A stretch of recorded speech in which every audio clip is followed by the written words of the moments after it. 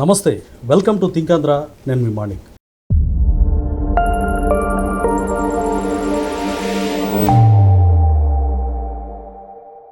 ఒకప్పుడు జర్నలిస్ట్ అంటే ఎంతో నీతిగా, నిబద్ధతగా, నిజాయితీగా ప్రజల గొంతుకుగా ఉండేటువంటి పరిస్థితి.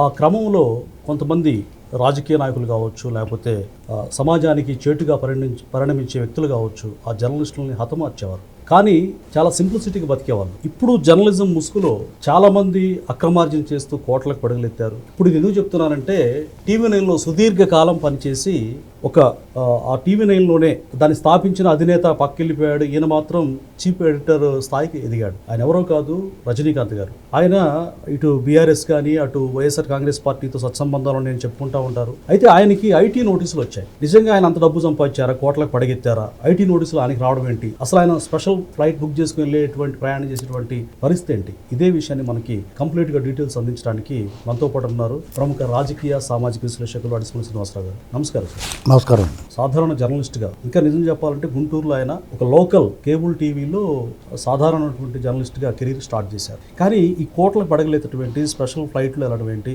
ఆయనకి ఐటీ నోటీసులు రావడం ఏంటి, దీన్ని మీరు ఏ విధంగా చూస్తారు? అంటే యాక్చువల్గా జర్నలిస్టులు అంటే వాళ్ళకి ఆ సంపాదన ఉండకూడదని మనం అనకూడదు కానండి. ఒకనొకప్పుడు పత్రికా విలేకరులుగా ఉన్నవాళ్ళు నిజంగానే చాలా కష్టపడేవారు. ఎందుకంటే వాళ్ళు బతుకు భారంగానే ఉండేది. నూటికో కోటికో ఒకళ్ళో ఇద్దరో కొంచెం ఆర్థికంగా బాగుండేవారు తప్ప మిగతా వాళ్ళంతా కష్టపడేవారు. ఇది ఒక ప్యాషన్, ఇది ఒక డిజైర్.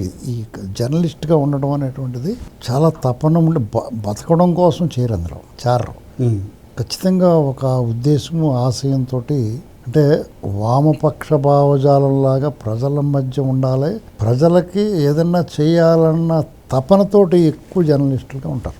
ఏదో బతకడం కోసం అంటే జర్నలిస్ట్గా ఉంటారు. అవును, మీకు అది పత్రికల్లో పనిచేసేవాళ్ళు. ఎందుకంటే అక్కడ వచ్చే ఆదాయంతో వాళ్ళు బతకలేరు. అవును, అర్థమైందా మీకు సిగరెట్లు లాంటి దుర్వ్యసనాలు ఉంటాయి ఎక్కువ చాలామంది. అవును, దీంట్లో ఆ సిగరెట్లు కూడా డబ్బులు రావు, ఆ జీతాలు. ఫ్యాక్ట్, నిజం, ఇది ఫ్యాక్ట్. ఇది అయితే ఏదో జీతాలు ఇచ్చేవారు. కొన్ని పత్రికలు బాగున్న పత్రికల్లో వస్తాయి, కొన్ని వాటిలో రావు సరిగ్గా. 2 నెలలు 3 నెలలు జీతాలు రాని రోజులు కూడా ఉంటాయి. ఇలాంటి దాని నుంచి ఎలక్ట్రానిక్ మీడియా ఎప్పుడైతే వచ్చిందో, టీవీ మాధ్యమాలు వచ్చిన తర్వాత కొంత మార్పు వచ్చింది. సరైన జర్నలిస్టు, వాక్శుద్ధి ఉన్నవాళ్ళు, వాక్చాతుర్యం ఉన్నవాళ్ళు, అనర్గళంగా మాట్లాడగలిగిన వాళ్ళకి ఒక స్క్రీన్ మీద కనిపించాలి. కాబట్టి వాళ్ళకి ఒక డిమాండ్ వచ్చింది. అది సుదీర్ఘకాలం జర్నలిస్టులుగా, ఫీల్డ్ రిపోర్టర్లుగా ఉన్నవాళ్ళు చాలామంది మీడియాలోకి వచ్చారు. ఇప్పటికిప్పుడుగా వచ్చినాయి. తదనంతరం యూట్యూబ్లో వచ్చినాయి. ముందు ఎలక్ట్రానిక్ మీడియా 24 గంటల్లో న్యూస్ ఛానల్స్, తర్వాత ఎంటర్టైన్మెంట్ ఛానల్స్, రకరకాలుగా వృత్తికి అవకాశాలు వచ్చినాయి. ఇందులో కెరీర్ని బిల్డప్ చేస్తున్నారు. యాంకర్లుగా, వ్యాఖ్యాతలుగా, న్యూస్ ప్రజెంటర్లుగా, మోడరేటర్లుగా, స్పెషల్ స్టోరీ రిపోర్టర్లుగా, తర్వాత మళ్ళీ ఫీల్డ్ రిపోర్టర్గా, వీడియో రిపోర్టర్లుగా, రకరకాలుగా బోల్డెన్ అవకాశాలు వాళ్ళకు ఉన్నాయి. ఇందులో ఇక్కడ ఏమవుద్దంటే, సమాజంలో వచ్చిన మార్పు లాగానే వీళ్ళలో కూడా కొద్దిగా మార్పు. డబ్బుకి వాల్యూ పెరిగింది, డబ్బుకి ఇచ్చే విలువ పెరిగింది. మనిషికి విలువలకి కంటే కూడా డబ్బుకి విలువ పెరిగింది. లగ్జరీకి అలవాటు పడతారు, లగ్జూరియస్ లైఫ్ కావాలి. ఇలాగా ఇందులో నిజాయితీ పరులు ఉండరా అంటే ఖచ్చితంగా ఉంటారు. ఆ నిజాయితీ పరులు, హానెస్ట్గా ఉండే వాళ్ళని వీళ్ళు కప్పేస్తారు, వీళ్ళందరూ కప్పెట్టేస్తారు. ముఠాల కింద ఏర్పడిపోతారు. కొంతమంది ముఠాల కింద ఏర్పడిపోయి ఛానల్స్ అన్ని దెబ్బలాడుకుంటూ ఉంటాయి, వైరం ఉంటుంది. ఈ 10 ఛానల్స్ తాలూకు విలేకరులు అందరూ, వీడియో కెమెరామెన్లు అందరూ ఓట్ అయిపోయి అందరూ కలిపి సెటిల్మెంట్లు చేస్తూ ఉంటారు, డబ్బులు అడుగుతూ ఉంటారు, ఏదైనా ఇసుక తవ్వుకుంటారు. అందరూ వచ్చి తలకొరి మనిషికి 2000 ఇవ్వాలని అంటారు. అలాంటివి ఉంటాయి. స్వయంగా నా దగ్గరికి వచ్చారు సార్ వీళ్ళందరికీ, ఇంత ఇవ్వాలంటే ఇంతమంది ఉన్నారు, నేను ఎందుకు ఇవ్వాలి ఇవ్వనన్నాను. వెంటనే టౌన్ ప్లానింగ్ ఫోన్ చేయండి నాకు, మీరు వాళ్ళతో మాట్లాడుకోవాల్సిందండి అన్నాడు. అయ్యో అంటే అప్పుడు సరే వాళ్ళతో మాట్లాడి ఎంత అడిగండి, అంత ఇవ్వలేను, నేను ఇంత ఇస్తాను. సరే నాకు ఒప్పుకొని పోయారు, తీసుకున్నారు. అంచేత నేను ఎవరన్నా ఇలాగ ఉండరని ఎవడన్నా అంటే తోలు తీసే చెప్తాను నేను. వీళ్ళ బొమ్మ అంతా బయటకు వస్తుంది, గుడిసె వ్యవహారం అంతా బయటకు వస్తుంది. సరే, బ్లాక్ మెయిలింగ్ చేస్తారు, రకరకాలు చేస్తారు, కబ్జాల్లో ఉంటారు, మాఫియాల్లో ఉంటారు. ఎన్నాట్లు మారిపోయింది. అలాగ కాలంలో సమాజం మారిపోయినట్టే వాళ్ళు మారిపోయారు. అయితే ఇందులో కూడా ఎంతో కొంత నిజాయితీగా పనిచేసే వాళ్ళు ఉంటారు జర్నలిస్టులు. ఒక సిద్ధాంతము, ఒక ఐడియాలజీ, వీటితోటి. ఈ రజనీకాంత్ అన్నవాడికి ఏ ఐడియాలజీ ఉండదు, ఓన్లీ క్యాషాలజీయే. నాకు అర్థమవుతా మొత్తంలో వ్యంగ్యము వెటకారము అతను నేను వాళ్ళ ఛానల్ పెట్టిన దగ్గర నుంచి అతను అందులో పనిచేస్తున్నప్పటి నుంచి నేను చూస్తున్నాను. ఏ రోజు కూడా ఒక మంచి వార్త కానీ ఆ ప్రజెంటేషన్ కానీ ఆహ్లాదకరంగా కానీ ఆమోదయోగ్యంగా కానీ ఎప్పుడు లేదు. కాంట్రవర్షియల్ ఎప్పుడు కాంట్రవర్షియల్ నెగిటివ్గా ఎవడో ఒకరికి కించపరిచేలాగా ఉంటుంది. ఇది నేను ఎందుకంటే నాకు టీడీపీ 2003లో నుంచి వాళ్ళు పెట్టిన కాడి నుంచి టీడీపీకి వ్యతిరేకంగా చేయటం రవిప్రకాష్ వాళ్ళు వీళ్ళందరూ వీళ్ళు నిప్పర్తుల్లా వీళ్ళందరూ దొంగలేనండి. రవిప్రకాష్తో అందరూ లేకపోతే వాళ్ళు ఏంటి ఏ స్టేజ్ నుంచి ఏ స్టేజ్కి వచ్చారు బ్లాక్ మెయిలింగ్ కాదు డబ్బులు ఎక్కడి నుంచి వస్తాయి. చాలా మంది వీళ్ళు ఇలాంటి ఓవర్ యాక్షన్ చేయకూడదు. మాకు తెలుసు కొన్ని లోపాయకారిగానే ఇప్పుడు ఏదో ఒక స్టోరీ వేస్తారు పెద్దిరెడ్డి మీద మీ ఇంటికి వచ్చి కూర్చుంటాను అంటారు. మర్నాడు వెళ్ళదు అక్కడికి అక్కడ వచ్చి మాట్లాడుకుంటే డబ్బులు అయిపోతాయి. కాకినాడ ఉంటాడు చంద్రశేఖర్ రెడ్డి మీదకి మీ సంగతి వెళ్తూ ఉంటారు అక్కడ వెంటనే మాట్లాడుకుంటాడు మానేస్తారు. అదే పవన్ కళ్యాణ్ గారు వాళ్ళకు టీ కింత తీసుకుంటున్నారు అని చెప్పి అడావుడి చేస్తారు.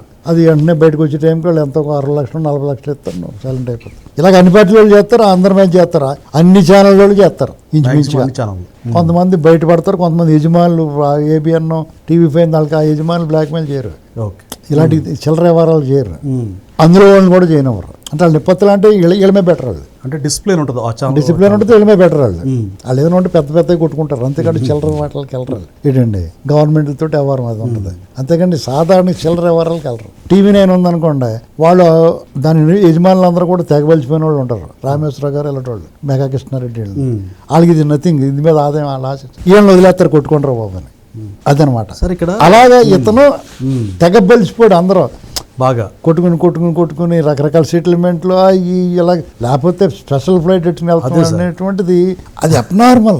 అంటే అది కూడా ఒక వైసీపీ నేత దానికి సంబంధించినటువంటి దాన్ని సమకూర్చాడు. పైగా అతను కూడా నీకు ఒక పక్కన కేసీఆర్ లేకపోతే కేసీఆర్ వాళ్ళు టీవీ9లో ఏదో కథనం వస్తే మొత్తం దాన్ని బ్యాన్ చేశారు. టీఆర్ఎస్ గవర్నమెంట్ వచ్చిన కొత్తలో కానీ వాళ్ళకి అంత దగ్గర అయిపోయి ఆ ఛానల్నే కొనేసుకున్నారు వాళ్ళు. రామేశ్వరరావు గారు వాళ్ళు తీసేసుకున్నారు. అప్పుడుకున్న యజమాన్యం వేరు.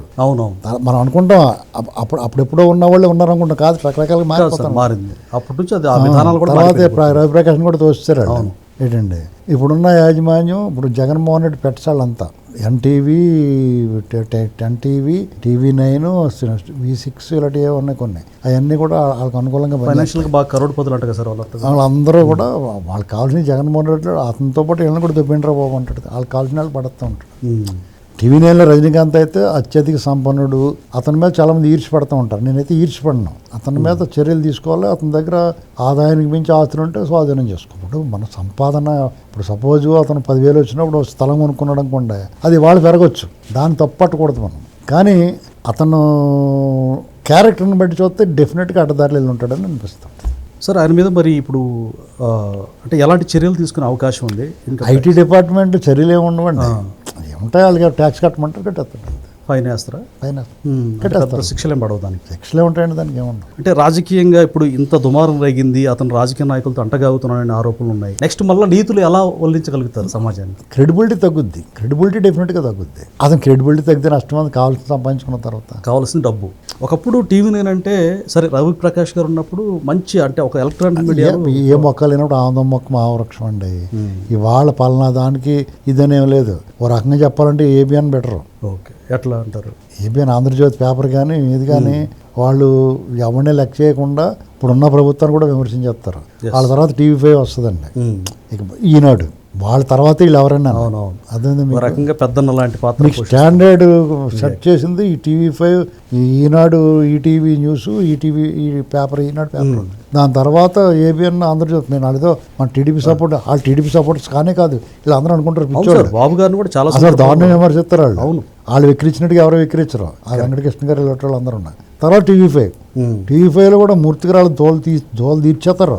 చాలా ఆనెస్ట్గా మాట్లాడుతున్నారు. మీకు విజయనారాయణ గారు కానీ మూర్తి గారు కానీ వాళ్ళు నిర్వహించే డిబేట్లు చెప్పు తీసి చెళ్ళు అన్నట్టు ఉంటాయి. ఈవెన్ కేంద్ర ప్రభుత్వంలో ఇప్పుడు అలయన్స్ ఉన్నప్పుడు కూడా అసలు వాళ్ళు కాంప్రమైజ్ పాలసీ ఉంటుంది వాళ్ళకి. మిగతా వాళ్ళ వన్ సైడ్గా దారుణంగా దుష్ప్రచారం ఉండదు వాళ్ళ దగ్గర. ఇది మాత్రం నేర్చుకోవాలి. Thank you sir.